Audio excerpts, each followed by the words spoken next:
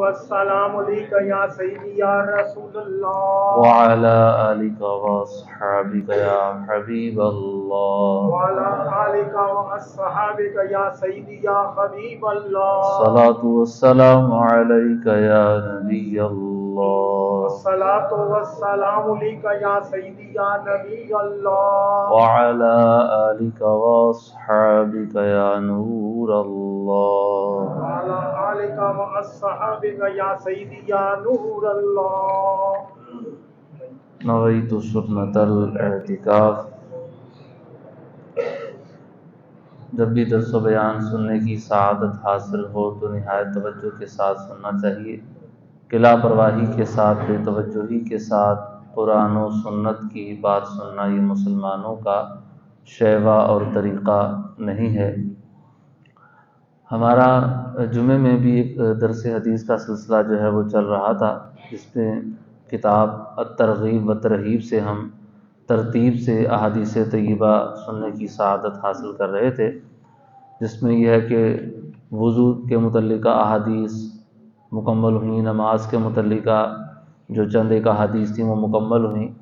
تو اب جو چیپٹر ہے وہ کتاب الصدقات ہے، جس میں زکوٰۃ اور صدقات سے متعلقہ احادیث طیبہ ہیں۔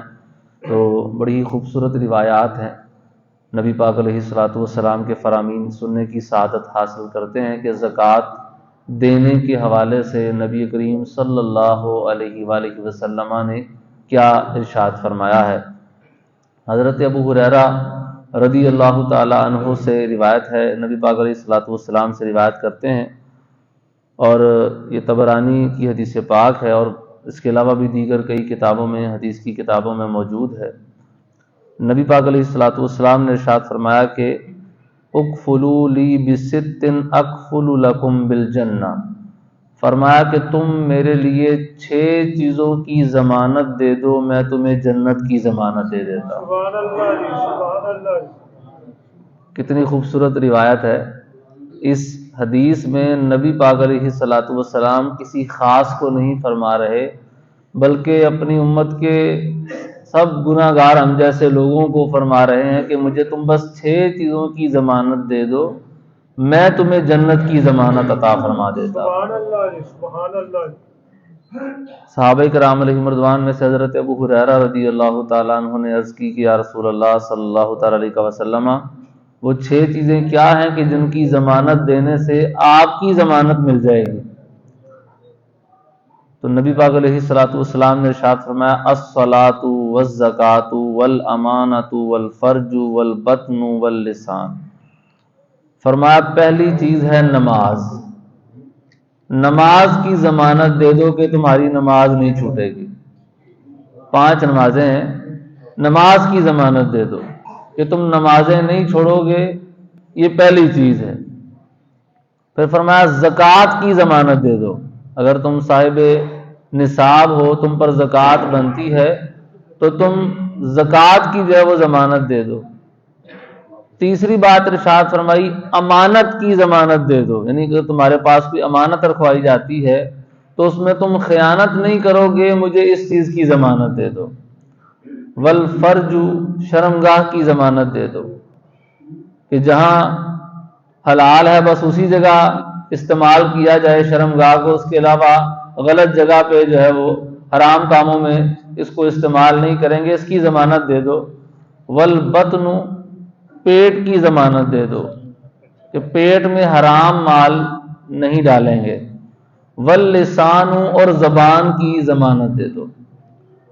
6 چیزیں بیان فرمائیں، اور 6 چیزیں ہی بڑی اہم ہیں، اور یہ 6 چیزیں جو ہیں وہ ایسی ہیں کہ سمجھ لیں کہ بدقسمتی سے مسلمانوں کی اکثریت، اگر کہا جائے تو شاید غلط نہ ہوگا، ان کی ضمانت دینے میں قاصر ہے۔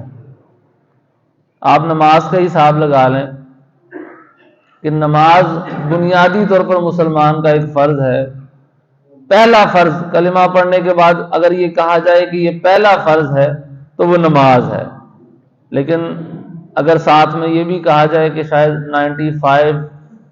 96% مسلمان وہ ہوں گے، یا اس سے بھی شاید زیادہ ہو جائیں، میں احتیاطاً ہی بول رہا ہوں، کہ اس سے بھی شاید زیادہ مسلمان وہ ہوں گے کہ جو نماز نہیں پڑھتے. 100 میں سے 5 لوگ بمشکل نماز پڑھتے ہوں گے، اس سے بھی کم ہوں گے. حالانکہ یہ وہ چیز ہے کہ جو اسلام کی بنیاد ہے، اسلام کی بنیادی چیزوں میں سے، اور نبی پاک علیہ الصلوۃ والسلام کی ضمانت حاصل کرنے کے لیے یہ پہلا کام ہے. زکوٰۃ، جس کا بھی ہم چیپٹر سننے کی سعادت حاصل کر رہے ہیں، خاص طور پر یہ زکوٰۃ کا ہی چیپٹر ہے، اسی میں آئی احادیث طیبہ کا بیان ہے. تو زکوٰۃ بھی ہر ایک پہ تو لازم نہیں ہوتی، لیکن صاحب نصاب پہ لازم ہوتی ہے. لیکن اگر ہر صاحب نصاب مسلمانوں میں سے زکوٰۃ دینا شروع کر دے تو میرا خیال ہے، اور مستحق تک پہنچائے، تو میرا خیال ہے کہ ہمارے ہاں غربت ختم ہو جائے گی. حضرت عمر بن عبدالعزیز رضی اللہ تعالیٰ عنہ کے دور میں کہا جاتا ہے کہ ایسا زمانہ آیا تھا، اور نبی پاک علیہ السلام کی حدیث میں بھی یہ اشارہ موجود ہے. تو یہ زمانہ حضرت عمر بن عبدالعزیز رضی اللہ تعالیٰ عنہ کے دور میں بتایا جاتا ہے کہ ایسا دور آ گیا تھا کہ لوگ زکوٰۃ دینے جاتے تھے، زکوٰۃ لینے والا کوئی نہیں ہوتا تھا، کہ بھئی میں مستحق کے زکوٰۃ نہیں ہوں، کوئی اور ڈھونڈوں. ٹھیک ہے نا. آج کل اگر کوئی زکوٰۃ دینے جائے اور کہے کہ ہاں جی زکوٰۃ کا مال ہے، اور سامنے والا مستحق نہ بھی ہو کہ بس آن دیو، جو آ رہے انہوں تے آن دیو نا، ہاں جی سب سے بڑا مستحق میں ہی ہوں جی، یہ حساب کتاب چل رہا ہے. تو اگر جو مستحقین لوگ ہیں ان تک زکوٰۃ پہنچائی جائے تو پھر یہ ہے کہ غربت جو ہے وہ ختم ہو جائے. اس کا یہ بہترین علاج ہے. لیکن بدقسمتی سے بہت سارے ایسے لوگ ہیں، جب زکوٰۃیں کروڑوں میں بنتی ہیں، اربوں میں بنتی ہیں، تو وہاں پہ پھر دل دھک دھک کرنا شروع کر دیتا ہے کہ کس طرح یہ زکوٰۃ ادا کریں گے. حالانکہ بلین ٹریلینز کا مال رکھا ہوتا ہے، لیکن اس میں سے جب وہ 2.5% نکالنا پڑتا ہے نا، تو وہ بھی بڑی رقم بن جاتی ہے. اس کو دیکھ رہے ہوتے ہیں کہ یار یہ اتنی بڑی رقم جا رہی ہے، تو جو جس کے اندر سے نکالا جا رہا ہے وہ جو اتنی بڑی رقم ہے وہ کہاں لے کے جانی ہے بھائی. تو یہ حساب کتاب ہو گیا ہے. تو زکوٰۃ. دوسری چیز امانت کے متعلق فرمایا. امانت آج کل دور ایسا ہی آ گیا، کسی کے پاس کوئی امانت رکھوائی جائے اور آپ کچھ عرصہ وہ نہ لیں، تو اگلا بندہ یہ دعویٰ ہی کر دے گا کہ یہ چیز تو تمہاری ہے ہی نہیں، میرے کو کدھر رکھوائی سی، میری یہ بھجن میں تو سال ہو گیا میں خریدی ہے. طرح طرح کی وہ باتیں سنا کر آپ کو یہی بتائے گا بھی میری چیز ہے، حالانکہ پتہ ہوتا ہے کہ یہ اس نے مجھے امانت رکھوائی تھی. شرمگاہ کا معاملہ جو ہے وہ بھی ایسا ہی ہے کہ زنا عام ہو چکا ہے، شادیاں مشکل ہو چکی ہیں. زنا عام اور آسان ہو چکا ہوا ہے. شادی کرنی ہے اگر کسی نے تو 6 7 8 9 10 12 لاکھ 15 لاکھ، مطلب جتنا بڑھاتے جاؤ وہ تو پھر کوئی حد ہی نہیں ہے. لیکن کم از کم خرچہ بھی بہت زیادہ ہے، اور معاذ اللہ اگر غلط کام کرنا ہے تو شاید اس کے اتنے اخراجات نہیں ہوں گے. یہ بدقسمتی سے ایک ہمارے ہاں معاشرے میں یہ چیز پائی جا رہی ہے. جبکہ اگر ہم صحابہ کرام علیہم رضوان کا زمانہ دیکھتے ہیں، وہاں پہ شادیاں بہت سادہ ہوتی تھی. یعنی ہم نے اگر شادی کرنی ہے کسی نے تو ہم نے تو فلاں کو دعوت دینی ہے، فلاں کو دعوت دینی ہے. رواج بن چکا ہے. میں اس کو غلط بھی نہیں کہتا، ٹھیک ہے اگر صاحب استطاعت ہیں دیں سب کو دعوت، لیکن بعض اوقات مجبوری بن جاتی ہے، پیسے ہیں نہیں ہیں یہ کام کرنا ہی پڑے گا. اس مجبوری کو ہم سب مل کے اگر ختم کریں تو ختم ہو سکتی ہے. ہم چھوٹ دیں یار کوئی بات نہیں، آپ ہمیں بلانے کی، کسی کو بلانے کی ضرورت نہیں، آپ نکاح کریں کوئی مسئلہ نہیں ہے. یہ ہر ایک جب وہ اس بات کو سوچے گا نا تو پھر یہ چیز ختم ہوگی. اب ہم نے اگر شادی کرنی ہے اور ہمارا کوئی مطلب بہت محترم ہے، بہت عزت والا شخص ہے، اس کو تو ہم نے لازمی دعوت دینی ہے، وہ خاندان سے ہو خاندان کے باہر سے ہو. صحابہ کرام علیہم رضوان نے اگر شادی کرنی ہے تو سب سے پہلا حق دعوت دینے کا کس کو بنتا ہے؟ نبی پاک علیہ الصلوۃ والسلام کو. صحابی شادی کرے اور نبی پاک علیہ السلام کو دعوت دینا ملے، یہ ہمیں سمجھ نہیں آتا ہے جی. لیکن صحابہ میں ایسے قصے ہوئے ہیں، شادیاں ہوئی تھی، نبی پاک علیہ السلام نے بعد میں پوچھا اچھا شادی ہو گئی ہے، ماشاءاللہ چلو مبارک ہو، بہت بہت خوشی کی بات ہے. شادی کس سے کی، کیسے کی، وغیرہ وغیرہ حضور نے کچھ معلومات لی. لیکن حضور علیہ السلام کو پتہ نہیں تھا کہ شادی ہو چکی ہوئی ہے، وہ بعد میں آ کے صحابی نے خبر دی. یعنی نکاح ایک سادہ سا معاملہ ہوتا تھا جس میں چند ایک بندوں کے ساتھ وہ ولیمہ کر کے اور وہ ختم ہو جاتا تھا. لیکن بدقسمتی سے آج یہ کام مشکل ہو گیا. زبان اور پیٹ کے متعلق فرمایا. اب پیٹ بھرنے کے لیے وہ بھرتا ہی نہیں ہے جی، وہ بھرتا ہی نہیں ہے. پیٹ ایک ایسی چیز ہے جو ویسے تو بھر جاتا ہے، جس کو کہتے ہیں نا ٹھڈ بھر جاتا ہے دل نہیں بھر رہا، وہ حساب تقریباً ہو جاتا ہے. کہ وہ والا جو پیٹ ہے نا، مطلب جس کو ہم دل کہہ کے اپنے جملے میں محاورے میں بیان کرتے ہیں، وہ بھرتا ہی نہیں ہے. مطلب اتنا مال دولت اکٹھی کرنے کے باوجود بھی بندہ کہتا ہے حل من مزید، اور آ جائے، بس کسی طرح اور آ جائے اور آ جائے اور آ جائے. نبی پاک علیہ السلام کا فرمان بڑا خوبصورت ہے، فرمایا تمہارا مال وہ ہے جو تم نے کھا لیا، پی لیا، پہن لیا، اللہ کے راستے میں دے دیا. اس کے علاوہ جو مال ہے وہ تمہارا نہیں، وہ تو تمہارے وارثوں کا ہے. تم دنیا سے اگر چلے جاتے ہو تو وہ جو مال تم نے کھایا پیا پہن لیا بس وہی تمہارا تھا، اس کے علاوہ تو تمہارا کوئی مال نہیں. تم دنیا سے چلے جاؤ گے تو تمہارے وارث اس پہ جھگڑتے رہیں گے. اگلی بات ارشاد فرمائی لسان، زبان. تو زبان بھی ایک اہم چیز ہے، اس کی حفاظت لازمی کرنی چاہیے. اسی سے جھوٹ، غیبت، چغلی، کفریہ کلمات، کفر اس سے صادر ہو جاتا ہے، اور طرح طرح کے ایسے معاملات کہ جو انسان کو گناہوں میں بھی ڈالتے ہیں اور انسان کو دائرہ اسلام سے خارج بھی کر دیتے ہیں، وہ اس زبان سے صادر ہوتے ہیں. تو ان 6 چیزوں کی جو ہے وہ ہمیں حفاظت کرنی چاہیے. ان 6 چیزوں کا خیال کریں گے، نبی پاک علیہ الصلوۃ والسلام سے جنت کی ضمانت پا لیں گے انشاءاللہ. نبی پاک علیہ الصلوۃ والسلام کا فرمان علی شان ہے. ایک شخص نے عرض کی یا رسول اللہ صلی اللہ تعالی علیہ وسلم ارأیت ان ادى الرجل زکاة ماله، فقال رسول اللہ صلی اللہ علیہ وسلم من ادى زکاة ماله فقد ذهب عنه شره. نبی پاک علیہ الصلوۃ والسلام کی بارگاہ میں عرض کیا گیا کہ یا رسول اللہ صلی اللہ تعالی علیہ وسلم، آپ اس شخص کے بارے میں کیا فرماتے ہیں جو اپنے مال کی زکوٰۃ ادا کرتا ہے؟ فرمایا کہ جو اپنے مال کی زکوٰۃ ادا کرتا ہے نا، اس کی برائیاں ختم ہو جاتی ہیں، سبحان اللہ، شر دور ہو جاتا ہے، اس سے برائی دور ہو جاتی ہے. مولوی صاحب دعا کرو، بلاواں آ گئی ہیں، پریشانیاں آ گئی ہیں، ٹینشنیں آ گئی ہیں، فلاں مسئلہ ہو گیا، بیماریاں نہیں جا رہی، یہ مسئلہ وہ مسئلہ. ہم غور کریں کہیں ایسا تو نہیں ہے کہ ہم صاحب نصاب ہیں اور صاحب نصاب ہونے کے باوجود کہیں ایسا تو نہیں کہ ہم اپنے مالوں کی زکوٰۃ ہی نہیں ادا کر رہے؟ اگر ایسا ہے تو پھر یہ پریشانیاں نہیں جائیں گی. پریشانیاں بگانے کا بہترین طریقہ پہلے زکوٰۃ، اس کے بعد صدقات. ٹھیک ہے جی، صدقات سے میری مراد ہے نفلی صدقہ، ورنہ زکوٰۃ کو بھی ویسے صدقہ بھی بولتے ہیں. تو اللہ کے راستے میں مال خرچ کریں گے تو پریشانیاں دور ہوں گی. اس کے علاوہ نبی پاک علیہ الصلوۃ والسلام کا فرمان علی شان ہے. حضرت عبید بن عمیر اللیثی رضی اللہ تعالی عنہ سے روایت ہے، فرماتے ہیں کہ نبی پاک علیہ الصلوۃ والسلام نے حجۃ الوداع کے موقع پر فرمایا کہ ان اولیاء اللہ المصلون ومن یقیم الصلوات الخمس التي كتبهن الله عليه ويصوم رمضان ويحتسب صومه ويؤتي الزكاة محتسبا طيبة بها نفسه ويجتنب الكبائر التي نهى الله عنها. فرمایا کہ اللہ تبارک و تعالیٰ کے ولی ہیں وہ لوگ کہ جو یہ کام کرتے ہیں. وہ اللہ کے اولیاء ہیں، اللہ کے نیک بندے ہیں، وہ اللہ کے دوست ہیں. وہ کون دوست ہیں؟ فرمایا جو نمازیں اللہ تبارک و تعالیٰ نے فرض فرمائی ہیں ان نمازوں کو ادا کرتے ہیں، رمضان کا روزہ رکھتے ہیں اور اس روزے سے اللہ کی رضا کی نیت کرتے ہیں، اور زکوٰۃ کو بھی اللہ کی رضا کے لیے دیتے ہیں، دکھانے کے لیے نہیں دیتے، خوشی سے دیتے ہیں، تنگ دلی سے نہیں دیتے. پھٹے ہوئے نوٹ، گندا مال ہے جو کسی کام نہیں آ رہا تو وہ اللہ کے راستے میں دے دو. بعض اوقات اس طرح کے تجربات ہوتے ہیں، میرا تعلق مدرسے سے بھی ہے، بعض اوقات لوگ بڑی اچھی چیزیں مدارس میں بھیجتے ہیں، لیکن بعض اوقات یہ ایسا ہوتا ہے. اکثر اوقات وہ جو چیز ہوتی ہے نا کہ جو بس جان چھڑانے کے لیے ہوتی ہے، کھانے پینے کا سامان ہو یا کوئی بھی چیز ہے، مدرسے میں وہ بچی کچھ چیز ہی آتی ہے. شادی میں دیکھ بچ گئی ہے، ہونتے خراب ہو جانی لہذا مدرسے دے آؤ.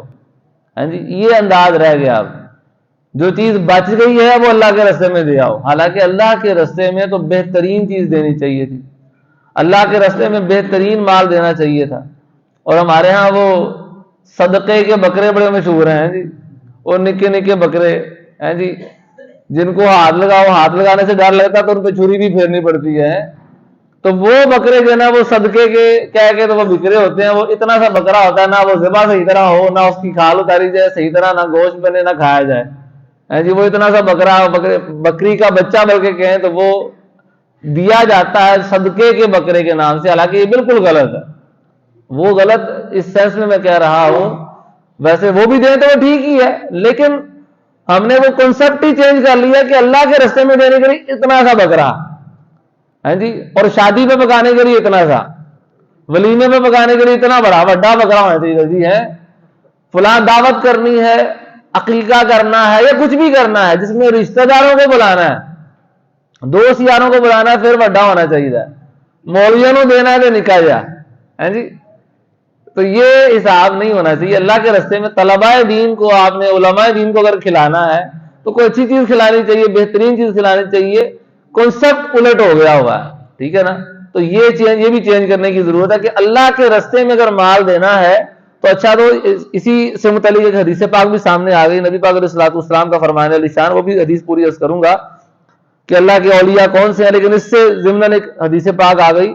فرمایا کہ جو اللہ وحدہ لا شریک کی عبادت کرتا ہے، اچھا پہلے حدیث پاک میں فرمایا کہ 3 وہ بندے ہیں کہ 3 کاموں کو جو کر لیتے ہیں، 3 کام کرنے والے لوگ، تو ان کو ایمان کا بہترین ذائقہ ملتا ہے، ایمان کا لطف انہیں ملتا ہے. اللہ وحدہ لا شریک کی عبادت کرے اور جانے کہ اللہ کے سوا کوئی معبود نہیں ہے، اور اپنی زکوٰۃ کا مال دے خوش دلی سے اور اعانت کرتے ہوئے، مدد کرتے ہوئے. ایسا مال نہ دے جس سے اگلے کو فائدہ ہی کچھ نہ ہو، ہر سال زکوٰۃ ادا کرے. اور آگے الفاظ ہیں وَلَمْ يُؤْتِ الْحَرِمَةَ وَلَا الدَّارِنَةَ وَلَا الْمَرِيدَةَ وَلَا الشَّرَةَ اللَّئِيمَةَ. فرمایا گندا قسم کا مال نہ دے. یہ سارے الفاظ کا خلاصہ یہ ہے کہ وہ مال جس کو وہ پوچھتا نہیں ہے، وہ کھوٹے سکے پہلے ہوتے تھے، وہ مال، وہ گندا مال، وہ ایسا مال کہ جو اب مارکیٹ میں چلتا نہیں ہے، وہ خسیس مال، رذیل مال کے جس کو کوئی پوچھتا نہیں ہے، پھٹے نوٹ جو مارکیٹ میں چلنے نہیں، وہ اللہ کے راستے میں دے دو. یہ باقاعدہ حدیث میں فرمایا وَلَٰكِن مِّن وَسْطِ أَمْوَالِكُمْ، لیکن درمیانی مال تو کم از کم اللہ کے راستے میں دو نا. ایک اعلیٰ کوالٹی ہوتی ہے، ایک ادنا کوالٹی ہوتی ہے، تو اعلیٰ نہ دو. اللہ تم آگے حدیث میں فرمایا فَإِنَّ اللَّهَ لَمْ يَسْأَلْكُمْ خَيْرَهُ، اللہ تم سے اعلیٰ کوالٹی کا سوال نہیں کرتا، لیکن اللہ نے تمہیں گھٹیا کوالٹی کا حکم بھی تو نہیں نہ دیا کہ وہ گھٹیا ہی دو. وہ درمیانی مال اللہ کے راستے میں اچھا مال دو جو مناسب ہو، جو آپ کہیں دیتے ہیں تو دینے والے جس کو دیا جا رہا ہے اس کو بھی فائدہ ہو. تو فرمایا کہ زکوٰۃ خوش دلی سے اچھا مال دو، اور ان گناہوں سے، پچھلی حدیث پاک اللہ کے اولیاء والی، کہ ان گناہوں سے وہ بندہ بچے کہ جن سے اللہ نے منع فرمایا. صحابہ کرام علیہ رضوان میں سے کسی نے عرض کی کہ وہ گناہ جن سے بچنے کا فرمایا وہ کون کون سے گناہ ہیں؟ فرمایا 9 گناہ ہیں. میں پڑھتا جاتا ہوں 9 گناہ کون سے. فرمایا سب سے بڑا تو اللہ کے ساتھ کسی کو شریک ٹھہرانا ہے، سب سے بڑا گناہ اللہ کے ساتھ کسی کو اللہ جیسا سمجھ لینا، یہ شرک ہے. کسی مسلمان کو ناحق قتل کر دینا، میدان جنگ سے بھاگ جانا، جنگ ہو رہی ہے اور آپ میدان جنگ چھوڑ کے بھاگ جاتے ہیں. کسی پاک دامن عورت پر زنا کی تہمت لگانا، جادو کرنا. یہ بہت سارے لوگ مبتلا ہیں جادو میں، بہت سارے لوگ کر بھی رہے ہوتے ہیں، کروا بھی رہے ہوتے ہیں، ٹھیک ہے جی. یتیم کا مال کھانا، یتیم سے مراد نابالغ بچہ، ایسا بچہ جو خود بھی بالغ نہیں ہوا اس کا مال کھانا. سود کھانا، والدین کی نافرمانی کرنا، خانہ کعبہ کی حرمت کو پامال کر دینا.